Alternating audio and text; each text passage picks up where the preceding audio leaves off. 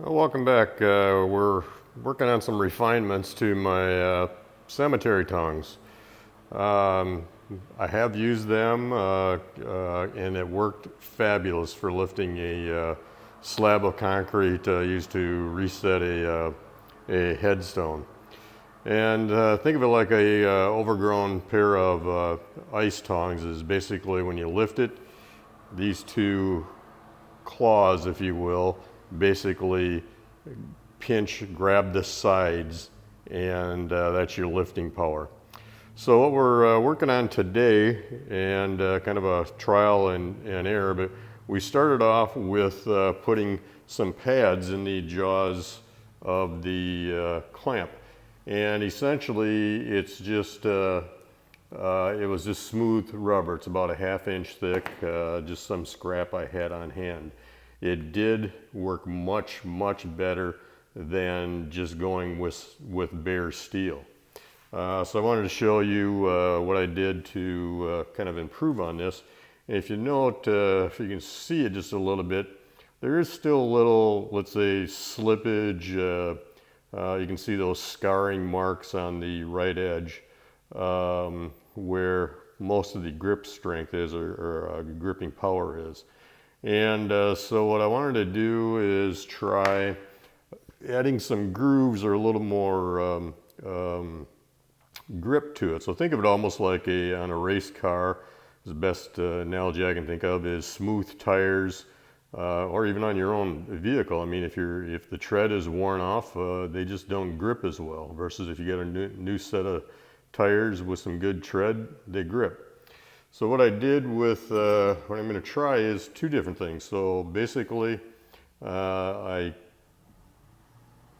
took basic cutoff wheels, and I even tried a reciprocating saw, but the cutoff wheels work the best. And really all I'm going to do is, all I did was add grooves. So you might want to, just for curiosity, go ahead and YouTube or search for grooving tires, which is a little different than siping tires. Siping is more of a cutting. So here I wanted to create a channel or a tread. So I just laid out a cross pattern, and you know, we're down maybe, I don't know, 1/16 of an inch, 1/8 of an inch tops. And all I did was used, you know, that cutoff wheel. I could have used the cutoff wheel on my angle grinder. And the other option, the other, let's say, test, is this concept, piece of its round baler belting, and it basically comes in a roll 7 inches wide, and you just cut it off how many feet you want. So I got this at a local farm supply store. You can go to probably an implement dealer that handles haying equipment. But so my pieces are about 10.5 by 4.5. And the other thing I wanted to show you is the bolts that I'm using to attach it.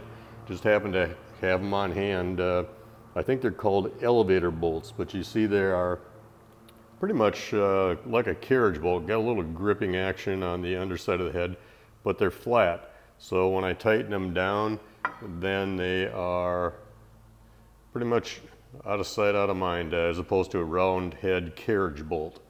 So I wanted to show you what kind of bolts to use as well. So I'm going to try take it back out my next lift and see, or even here in the garage, and see if I notice any which one grips better or slips more, and that might decide if I groove this piece I originally had on there or cut up another piece of the hay baler belting. And you can get this belting in different surfaces or different grips. They've got more of a smooth finish, almost more like the back of this, or they've got, so I've got this diamond pattern, and the place I bought it had one more pattern as well. But I think it was only like $4 or $5 a foot, so it's very affordable. And actually, that's, besides the clip pins, that piece of belting are the only items I actually had to purchase.